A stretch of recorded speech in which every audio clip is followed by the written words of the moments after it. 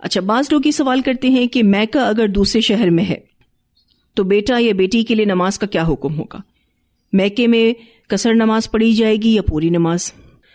اگر لڑکے یا لڑکی کی شادی ہو گئی ہے، ٹھیک ہے، اور ان کی رہائش ماں باپ سے الگ کسی اور شہر میں ہے، تو یہ اپنے والدین کے گھر آ کر قصر کریں گے، ٹھیک ہے۔ اب اس میں بھی یہ دیکھنا ہوگا کہ آپ کے لیے اگر اپنے پیرنٹس کے گھر میں وہی سیٹنگ ہے جو آپ کے اپنے گھر میں ہے، وہی کمفرٹ ہے جو آپ کے اپنے گھر میں ہے، اور آپ کو ایسا لگتا ہے کہ آپ کے دو گھر ہیں، ایک آپ کا اپنا گھر ہے اور دوسرا آپ کے والدین کا گھر بھی آپ کا اپنا ہی گھر ہے، وہی آپ کا کمرہ بھی ہے اور آپ کی پوری ترتیب وہاں بنی ہوئی ہے، اور اگر آپ کمفرٹ زون میں اپنا آپ کو فیل کرتے ہیں تو آپ پوری نماز پڑھ لیں۔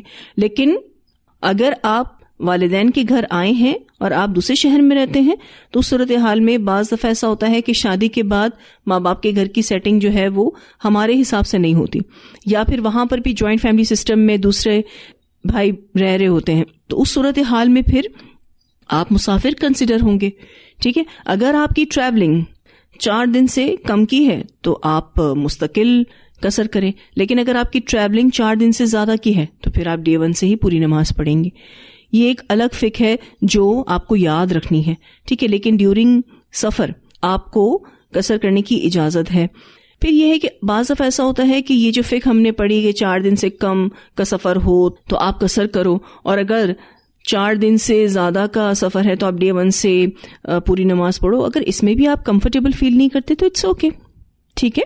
آپ جب تک وہاں رہ رہے ہو، 15 دن رہ رہے ہو، آپ کو 15 دن قصر پڑھنی ہے، آپ قصر پڑھو، کیونکہ آپ اپنے آپ کو مسافر فیل کر رہے ہو، اور مسافر جو ہوتا ہے نا وہ انکمفرٹیبل ہوتا ہے، اس کے پاس گھر کا کمفرٹ نہیں ہوتا، ٹھیک ہے۔ اس بیسس پر اگر آپ کا کوئی بھی ڈیسیشن ہے تو انشاءاللہ اللہ سبحانہ تعالیٰ کہ ہاں مقبول ہوگا انشاءاللہ تعالیٰ، کیونکہ آپ کے دل میں نماز کی فکر ہے، آپ کو اپنی نمازوں کو درست طریقے پہ پڑھنا ہے، لیکن یہ ہے کہ آپ جو اللہ کی دی ہوئی رخصت ہے، جو اللہ کی طرف سے ملا ہوا صدقہ ہے، اس کو لینا چاہتے ہیں تو کوئی ایشو نہیں ہے، ٹھیک ہے جی۔ پھر کچھ لوگ یہ سوال بھی کرتے ہیں کہ اگر کسی کی جائیداد یعنی پراپرٹی کسی اور شہر میں ہے اور رہائش کسی اور شہر میں ہے تو وہ شخص جب اپنی جائیداد کو یا اپنی پراپرٹیز کو وزٹ کرنے جائے گا تو نماز پوری پڑھے گا یا قصر، ٹھیک ہے۔ یہ سوال بھی ہوتا ہے لوگوں کے ذہن میں۔ اب اس کو تھوڑا سا سمجھنا ہوگا، انسان جہاں رہتا ہے نا وہ وہاں مقیم ہوتا ہے، مقیم ہونے کا تعلق جائیداد سے نہیں ہے، رہائش سے ہے، اسی لیے جہاں جائیداد ہیں وہاں جانے پر نماز قصر ہی ہوگی۔ یعنی اگر کوئی شخص اسلام آباد میں پراپرٹیز رکھتا ہے اور رہتا کراچی شہر میں ہے، ٹھیک ہے، تو جب وہ اپنی پراپرٹیز کو وزٹ کرنے کے لیے یعنی 2 دن کے لیے بالفرض وہاں جا رہا ہے تو قصر نماز پڑھے گا، ٹھیک ہے جی۔ کچھ لوگ یہ سوال بھی کرتے ہیں کہ اگر کسی کی 2 شہروں میں رہائش ہو تو وہ شخص کیا کرے گا، کہاں قصر پڑھے گا، کہاں پوری نماز پڑھے گا؟ تو اس حوالے سے علماء کا کہنا یہ ہے کہ اگر کسی کی 2 شہروں میں رہائش ہو تو وہ دونوں شہروں میں مکمل نماز پڑھے گا، البتہ سفر کے دوران جو وہ ایک شہر سے دوسرے شہر کے لیے کر رہا ہے نماز کو قصر کرے گا۔ یہ سچویشن ان لوگوں کی بھی ہو سکتی ہے جن کی 2 بیویاں ہوتی ہیں، ایک بیوی کراچی شہر میں ہے، ایک پشاور میں ہے بالفرض، ٹھیک ہے، تو اس صورتحال میں کراچی میں جب رہ رہے ہیں تو بھی اپنا گھر ہے، پشاور جا رہے ہیں تو بھی اپنا گھر ہے، تو پھر دونوں جگہوں پر ہی پوری نماز پڑھی جائے گی، کیونکہ وہ اپنے گھر میں جا کے مسافر نہیں ہے، مقیم ہی ہے، ٹھیک ہے۔ اچھا، 2 شہروں کے بجائے 3 شہروں میں گھر ہے، ٹھیک ہے، کوئی مسئلہ نہیں ہے، گھر کا کمفرٹ مل گیا، مطلب یہ ہے کہ آپ مسافر نہیں رہے، آپ کے اوپر سفر کے احکامات بھی نہیں رہے۔ البتہ یہ کہ جو ٹریولنگ ٹائم ہے ایک شہر سے دوسرے شہر جانے کا، وہ بس میں ہو، ٹرین میں ہو، پلین میں ہو، ٹھیک ہے، اس دوران نماز قصر ہوگی۔ جیسے ہی آپ اپنا ایک سٹی چھوڑیں گے آپ کی قصر نماز شروع ہو جائے گی، سفر کے دوران آپ قصر پڑھتے رہیں، پھر جیسے ہی آپ دوسرے شہر میں انٹر ہو جاتے ہیں جہاں آپ کا دوسرا گھر ہے تو پھر آپ وہاں پر پوری نماز پڑھنا شروع کریں گے، ٹھیک ہے جی۔ تو یہ کچھ تفصیلات تھیں نماز سفر سے ریلیٹڈ، اور کچھ سوالات جو عموماً لوگ کرتے ہیں میں نے اس کا تذکرہ آپ کے سامنے کیا۔ اب اگر آپ کا کوئی سوال ہے تو آپ پوچھ سکتے ہیں جی۔ اگر آپ نے سفر شروع کیا ہے اور آپ نے شروع ہی سے قصر نماز نہیں پڑھی. میرا سوال آپ سے ہے کہ کیوں نہیں پڑھی؟ سنت میں کیا ملتا ہے؟ یعنی سفر کے دوران قصر کی، ٹھیک ہے، لیکن وہاں پہنچ کر چونکہ ٹریولنگ جو ہے وہ 4 دن سے زیادہ کا تھا تو ڈے 1 سے ہی پوری نماز پڑھی، تو کیا سنتیں پڑھنی ہوں گی؟ یہ سوال ہے. جی بالکل، اگر آپ پوری نماز پڑھ رہے ہیں تو پھر آپ کی سنتیں بھی آپ پڑھیں گے، ٹھیک ہے، کیونکہ اب آپ وہاں پر مقیم کنسیڈر ہو رہے ہیں، ٹھیک ہے نا. اگر آپ قصر پڑھ رہے ہوتے تو پھر سنتیں نہیں پڑھنی، ٹھیک ہے جی. اچھا، اب اگر میں آپ سے ایک سوال پوچھوں اسی سوال سے ریلیٹڈ کہ نو ڈاؤٹ آپ کا سفر جو ہے وہ 4 دن سے زیادہ کا تھا، بالفرض 8 دن کا تھا، لیکن آپ انکمفرٹیبل سچویشن میں ہی ہیں، تو پھر آپ کیا کریں گے؟ جی پھر آپ قصر ہی پڑھیں گے، ٹھیک ہے. جیسے کہ میں نے آپ کو بتایا تھا نا کہ آپ کا دل سب سے بڑا مفتی ہے، آپ کو کسی سے اس بارے میں فتویٰ لینے کی ضرورت نہیں ہوتی، ٹھیک ہے. امام احمد بن حنبل تو یہ کہا کرتے تھے کہ اگر آپ کسی جگہ جا رہے ہو، ٹھیک ہے، بے شک آپ کا سفر جو ہے وہ 4 دن سے زیادہ کا ہے، تو بھی آپ 20 نمازیں جو ہیں وہ قصر پڑھو، یعنی وہاں پہنچ کر بھی آپ 20 نمازیں قصر پڑھو. تو آپ دیکھو کہ 20 نمازیں کتنے دن پر شفٹ ہوتی ہیں؟ 4 دن ہو گئے نا، ایک دن میں 5 نمازیں ہیں، ٹھیک ہے. تو 4 دن وہ کہتے ہیں آپ پھر بھی قصر پڑھو، اپنے آپ کو ریلیکس کرو، ٹھیک ہے، تاکہ آپ کی نمازوں کا جو حسن ہے نا وہ برقرار رہے، اور ایک سیلف سیٹسفیکشن آپ کو ہو کہ آپ نے عبادت کو اچھے سے کر لیا ہے، ٹھیک ہے، خشوع و خضوع کے ساتھ ادا کیا ہے. اب آپ کے جسم میں درد ہو رہا ہے، آپ کی چیزیں بکھری پڑی ہیں اور آپ انکمفرٹیبل ہیں، اور آپ پھر بھی جو ہے وہ پوری نماز پڑھنے کی مشقت اٹھا رہے ہیں، باوجود اس کے کہ آپ کے پاس وہ صدقہ موجود ہے کہ آپ اس کو لے سکتے ہیں، اللہ کی طرف سے آسانی موجود ہے، آپ اس کو لے سکتے ہیں، اور آپ لینا نہیں چاہ رہے، تو یہ غلط ہو جائے گا، ٹھیک ہے جی. جی کوئی اور سوال؟ یہ جو ان کا سوال ہے کہ معاذ بن جبل والی روایت سے کہ نبی اکرم صلی اللہ علیہ وسلم سورج ڈھلنے سے پہلے سفر شروع کرتے تو ظہر کو لیٹ کر کے پھر عصر کے وقت میں نماز عصر کے ساتھ جمع فرما لیتے. تو ان کا سوال یہ ہے کہ اگر ہمیں راستے میں کہیں موقع مل جاتا ہے کہ ہم رک کر ظہر ادا کر لیں اس کے اپنے ٹائم میں، تو کیا ہم عصر کو اس کے ساتھ جمع کر سکتے ہیں؟ تو جی بالکل جمع کر سکتے ہیں، ٹھیک ہے، یہ جمع تقدیم ہو جائے گی. ان کا سوال یہ ہے کہ دوران سفر فوت ہو جانے والی نمازوں کو اگر ڈیسٹینیشن پر جا کر، یعنی منزل مقصود پر جا کر ادا کرنا ہو تو کیا قصر ادا ہوگی یا پوری پڑھنی ہوگی؟ ٹھیک ہے، یہی سوال ہے. دیکھیں، اگر آپ کا سفر 4 دن سے زیادہ کا ہے اور آپ اس رائے کو لیتے ہو کہ آپ اپنے آپ کو وہاں جا کر مقیم کنسیڈر کرو گے اور پوری نماز پڑھو گے، تو پھر جب آپ اپنی ڈیسٹینیشن پر پہنچ جاتے ہو نا، تو سفر میں فوت ہو جانے والی نمازوں کو پھر پورا پڑھا جائے گا، ٹھیک ہے، کیونکہ آپ پھر ڈے 1 سے ہی پوری نماز پڑھ رہے ہو.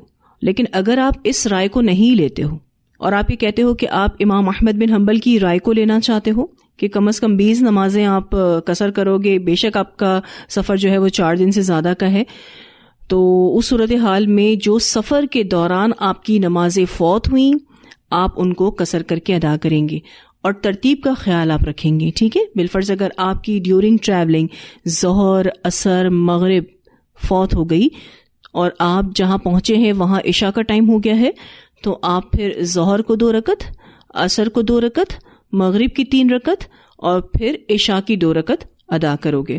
سنتیں آپ نہیں پڑھو گے اور پھر وتر کے ساتھ آپ اس کو اینڈ کر لو گے، ٹھیک ہے. نماز سفر کا جو چیپٹر ہے اس کو جتنی وضاحت کے ساتھ ہم پڑھا سکتے تھے آپ کو پڑھانے کی کوشش کی ہے الحمدللہ، اور وما توفیقی الا باللہ. اللہ سبحانہ تعالیٰ کا احسان ہے کہ اس نے بہت ساری ڈیٹیلز جو ہیں وہ اس دفعہ پڑھانے کے دوران مجھے سمجھائیں اور میں نے اس کو آپ کو سمجھانے کی کوشش کی ہے. سفر جو ہے وہ وسیلہ ظفر ہے.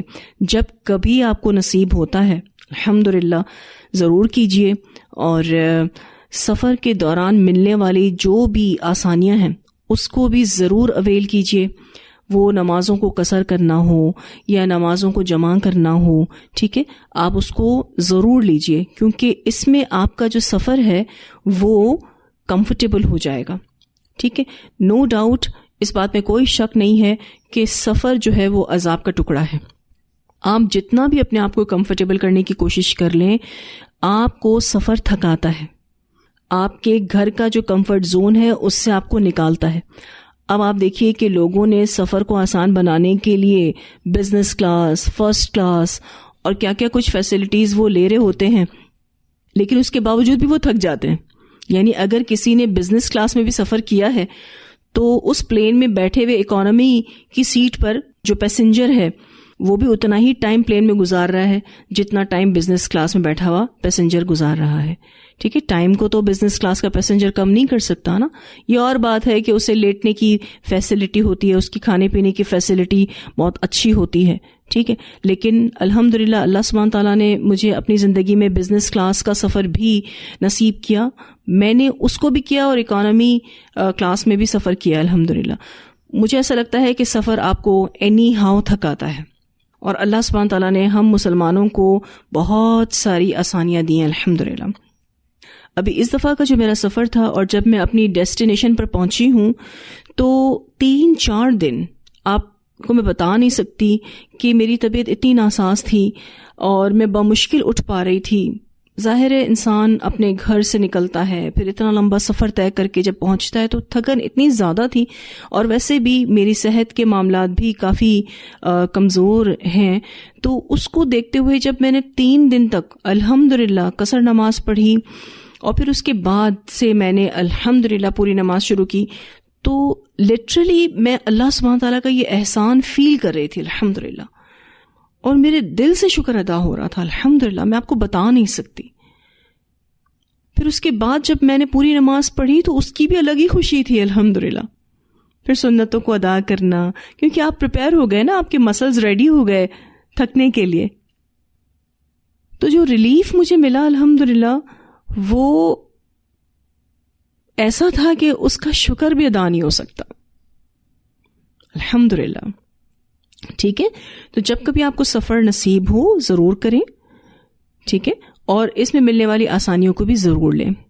لیکن جب بھی آپ سفر پر جائیں اس کے جو بھی احکامات ہیں وہ اپنے ذہن میں دہرا لیں، اور جو سفر میں پڑھنے والی دعائیں ہیں وہ بھی ضرور پڑھیں، کیونکہ اس سے بھی سفر میں بڑی آسانی ہوتی ہے الحمدللہ. اور یہ چیز بھی میں نے فیل کی الحمدللہ کہ جتنی زیادہ دعائیں سفر سے ریلیٹڈ ہم پڑھ کر سفر شروع کرتے ہیں، آپ کا سفر اتنا ہی آسان ہوتا ہے. گو کہ یہ آسان چیز نہیں ہے. ٹھیک ہے، جب آپ زمینی سفر کرتے ہو تو بھی آپ زمین میں جو فورس آف گریوٹی ہے اور گاڑی میں جو آپ کا بیٹھنا ہے اس سے آپ تھکتے ہو. ٹھیک ہے، اگر آپ ہوائی سفر کرتے ہو تو چونکہ آپ اتنی بلندی پر ہوتے ہو کہ آپ کا جسم جو ہے وہ تھک جاتا ہے.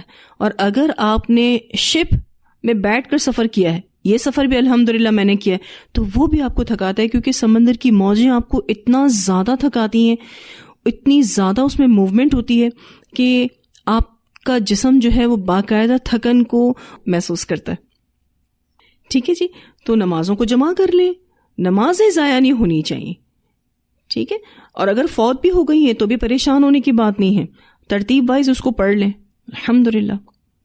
ٹھیک ہے جی، میں امید کرتی ہوں کہ آپ کے لیے یہ چیپٹر آسان ہوگا، اور یہ بھی امید کرتی ہوں کہ جو بھی سفر پر جا رہا ہو آپ کی فیملی میں سے، آپ کے دوستوں میں سے، آپ یہ لیکچرز ان کو آگے فارورڈ کر دیں یا یہ انفارمیشن ان کو آگے فارورڈ کر دیں، کیونکہ میں نے اپنے کیریئر میں دیکھا ہے لوگ سفر سے ریلیٹڈ نمازوں کو لے کر بہت زیادہ کنفیوز ہوتے ہیں.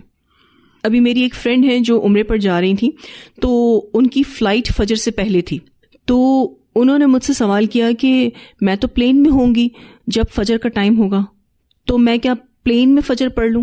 تو میں نے ان سے پوچھا کہ کیا آپ کا آگے کہیں سٹے ہے؟ تو انہوں نے کہا کہ جی میرا ابوظہبی پر سٹے ہے.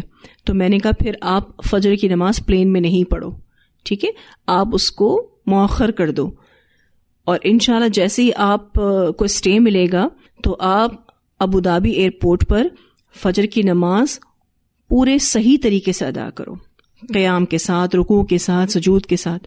ٹھیک ہے، اور جیسے کہ فجر کی سنتیں بھی سفر میں مس نہیں ہوتی، تو وہ سنتیں پہلے 2 ادا کرو، پھر 2 فجر کی فرض ادا کرو. پھر اگر ظہر ہو جاتی ہے تو ظہر کی نماز 2 رکعت ادا کرو اور ساتھ میں آپ عصر کو بھی جمع کر لو، کیونکہ جیسے ہی آپ پھر دوبارہ سفر شروع کرو گے تو اس ٹائم پر آپ کی عصر کی نماز مس ہو جائے گی، تو آپ عصر کو پہلے ہی ظہر کے ساتھ جمع کر لو. ٹھیک ہے، فجر آپ کی فوت ہو گئی، فجر کو پہلے آپ نے پڑھنا ہے، پھر اس کے بعد ظہر کا ٹائم ہو گیا ہے تو آپ نے ظہر کو پڑھنا ہے اور ظہر کے ساتھ ہی آپ عصر کو پڑھ لو.